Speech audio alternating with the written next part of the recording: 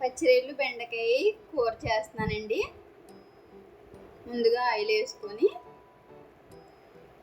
టమాటాలు, ఉల్లిపాయ ముక్కలు వేసుకోవాలి. పసుపు, సాల్ట్ వేసుకోవాలి. సాల్ట్ వేస్తున్నాను.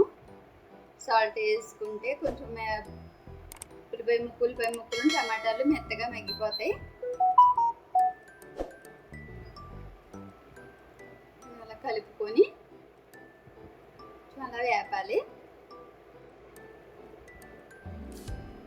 ఉప్పు అది కొంచెం ముక్కలకాయ పట్టుకొని కొంచెం మెత్తగా మగ్గిపోతాయి.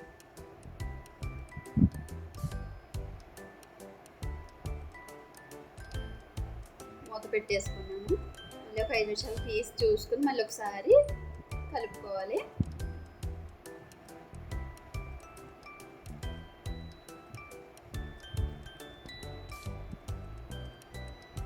అదిగోండి టమాటా ముక్కలు కొంచెం మెత్తగా మగ్గిపోతాయి. సాల్ట్ను పసుపు వేసుకుంటే ముందుగా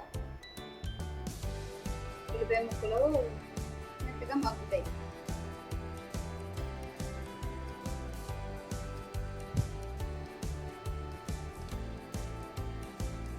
పచ్చిరీలు వేసుకుని వేసుకోవాలి. పచ్చివాసన పోయేదాకా కొంచెం కొద్దిగా కలపాలి.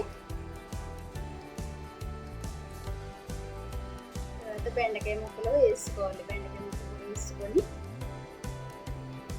ఒకసారి కలుపు.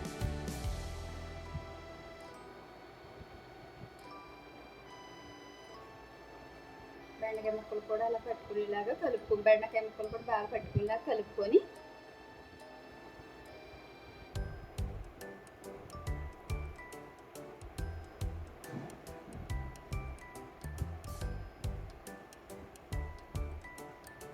కొంచెం కారం, తగినంత కారం వేసుకోవాలి. ఒకసారి మళ్ళీ బెండకాయ ముక్కలు అన్నిటికీ కలిసేలాగా కలుపుకున్నాం.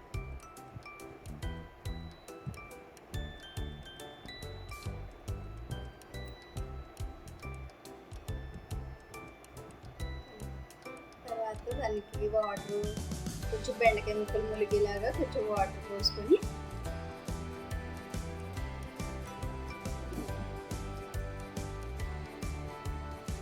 కొంచెం బెండకాయ ముక్కలు ములిగేలా వాటర్ పోసుకోవాలి. బెండకాయ ముక్కలు ఉడకాలి కదా.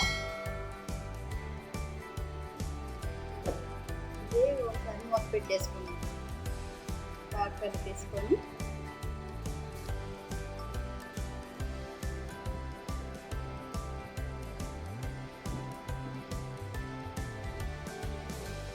తీసి చూద్దాం. తీసి ఒకసారి మళ్ళీ కొంచెం కలుపుతాం.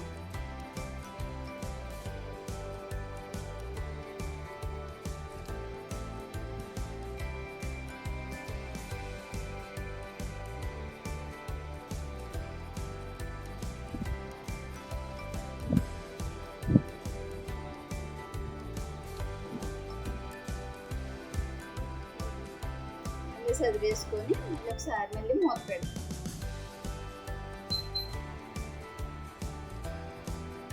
ఒక 5 నిమిషాలు మళ్ళీ తీసి చూసుకోవాలి.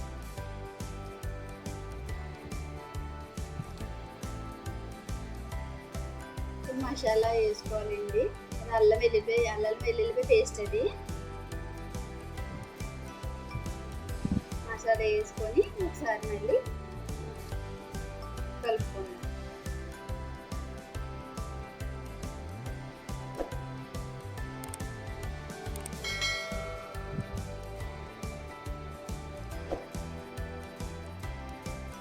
మసాలంతా కూడా కొంచెం వంట పట్టేలాగా బాగా కలుపుకొని మళ్ళీ ఒకసారి మూత పెట్టేసుకోండి.